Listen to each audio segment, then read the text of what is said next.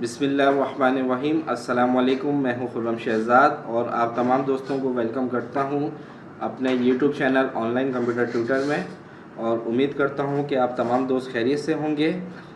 आज हम अकाउंटिंग की इंट्रोडक्शन क्लास आखिरी पढ़ेंगे। ये लास्ट क्लास होगी हमारी इंट्रोडक्शन की। इसके बाद हम कंप्यूटराइज अकाउंटिंग के सॉफ्टवेयर स्टार्ट करेंगे। तो आइए स्टार्ट करते हैं अपनी क्लास।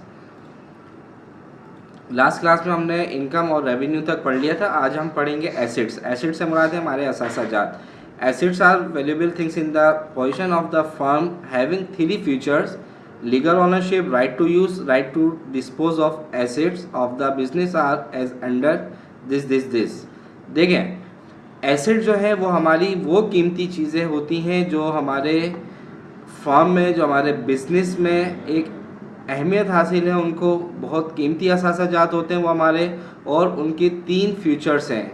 अगर ये तीन चीज़ें हैं तो वो हमारा बहुत ही कीमती एसेट कहलाता है, जिसमें सबसे पहले है लीगल ऑनरशिप। लीगल ऑनरशिप से मुराद ये है कि कानूनी तौर पर उसके पास बिज़नेस की तमाम ऑनरशिप उसके इख्तियार में हो। राइट टू यूज़, उसके जो भी इस्तेमाल है, जो भी बिज़नेस का क्राइटेरिया है, उसको 100% वो खुद इस्तेमाल सही तरीके से कर सके। राइट टू डिस्पोज, और उसको अगर वो सेल करना चाहे, बेचना चाहे, तो वो उसको बेच भी सके।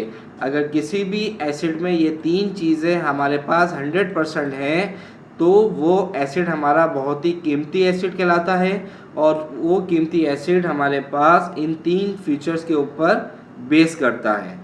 अब एसेट हमारे पास जो बिज़नेस के लिए होते हैं वो डिफरेंट हमारे पास एग्जांपल्स हैं। जैसे कैश है, आपके पास कैश रखा हुआ है, बैंक में कैश रखा हुआ है। अकाउंट रिसीवेबल, किसी को आपने क्रेडिट पर सामान बेचा, उससे आपने रिसीव करना है।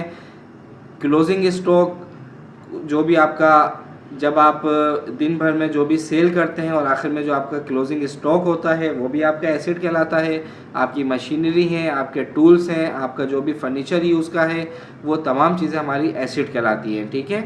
और इसमें जो डेबिट क्रेडिट का रूल बनता है, डेबिट जो है वो इंक्रीज़ होगा अगर एसेट हमारे बढ़ेंगे, और अगर एसेट हमारा कम होगा तो क्रेडिट हमारा डिक्रीज़ होगा। इसके बाद है लाइबिलिटीज़, हमारी जिम्मेदारियाँ। अकाउंट्स पेएबल, एसेट्स के अंदर अकाउंट्स रिसीवेबल हो रहा है, और लाइबिलिटीज़ में अकाउंट्स पेएबल, यानी कि किस किस को हमने पैसा देना है। जैसे कि bills payable, bank loan, bank से आपने लोन लिया हुआ है, कम मुद्दत के लिए, ज़्यादा मुद्दत के, लेकिन आपकी ज़िम्मेदारी है उस लोन को आपने वापस करना है। किसी दोस्त से आपने बिज़नेस के लिए लोन लिया था, वो आपने रिटर्न करना है, ये भी हमारी ज़िम्मेदारी है। और लाइबिलिटीज़ का जो क्रेडिट और डेबिट का रूल बनेगा वो ये होगा कि क्रेडिट इंक्रीज़ होगा और डेबिट जो है वो डिक्रीज़ होगा। इसके बाद सेल्स रिटर्न और return inward, when sold goods on credit and customer return such goods due to some defect और any other reason will be known as return inward in the books of the firm. It's always debited, यानी कि आपने कोई भी goods बेचा credit के ऊपर और कस्टमर ने उसको रिटर्न कर दिया किसी भी वजह से, कोई भी प्रॉब्लम हो सकती है, कोई भी उसमें प्रॉब्लम है किसी भी वजह से, तो वो हमारा कहलाता है सेल्स रिटर्न या रिटर्न इनवर्ड। और इसको जो हम अपने कारोबारी में लिखेंगे वो हम लिखेंगे रिटर्न इनवर्ड में। ठीक है। और ये हमेशा डेबिट होगा। इसके बाद परचेज रिटर्न और return outward, when goods purchase on credit and the businessman return those goods to supplier due to some defect or any other reason will be known as return outward. It always be credited, यानी कि हमने कोई goods purchase किया credit के ऊपर और हमारे मालिक ने, जो भी बिजनेसमैन है, उसने उसको वापस कर दिया, सप्लायर को रिटर्न कर दिया, तो वो हमेशा हमारा कहलाएगा परचेज रिटर्न या रिटर्न आउटवर्ड, और ये हमेशा डेबिट में आएगा, क्रेडिट में आएगा। ठीक है। इसके बाद ड्राइंग्स, व्हेन कैश और गुड्स यूज पर्सनली, आपने कोई गुड्स इस्तेमाल किया पर्सनली तौर पर या कैश इस्तेमाल किया बाय द बिजनेसमैन, उसके ऑनर ने, उसके मालिक ने, it will be known as drawings and it always be debited, और वो हमेशा डेबिट होगा। कैपिटल, सच गुड्स और कैश, कोई भी सामान, गुड्स या cash which a businessman invest in the business at the time of starting the business will be known as capital. Businessman ने अपना बिजनेस स्टार्ट करने से पहले उस पर कोई भी गुड्स या कैश दिया, इन्वेस्ट किया, वो हमारा कहलाएगा कैपिटल अकाउंट और हमेशा वो होगा क्रेडिट।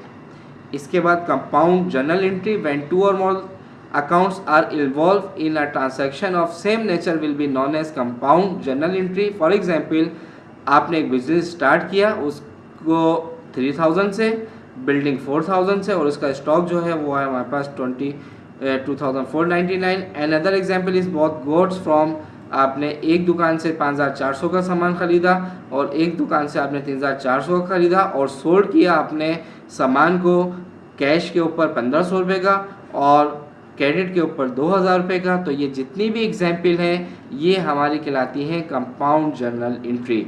तो ये हमारे पास कुछ बेसिक्स ऑप्शंस थे अकाउंटिंग के हवाले से जो कि आपको समझ में आ गई होंगी। मज़ीद आगे जैसे जैसे हमारी अकाउंटिंग क्लासेस बढ़ती रहेंगी हम अकाउंट्स के बारे में डिटेल पढ़ते रहेंगे, लेकिन ये जो अकाउंटिंग हमने पढ़ी है ये बिल्कुल बेसिक अकाउंटिंग आपको समझाई है ताकि आगे हम जब प्रैक्टिकली इस पर काम करें तो आपको तमाम चीज़ें पहले से मालूम हो। इस थ्योरी को आप अपने जहन में प्रॉपर तरीके से बिठा लीजिएगा। नेक्स्ट वीडियो में हम स्टार्ट करने वाले हैं computerise accounting practically. Software quick book, पेस्ट्री, टैली में से कोई एक सॉफ्टवेयर स्टार्ट करेंगे। तो नेक्स्ट वीडियो तक मैं आपसे इजाज़त चाहता हूँ। अपना ख्याल रखिएगा। अल्लाह हाफिज़।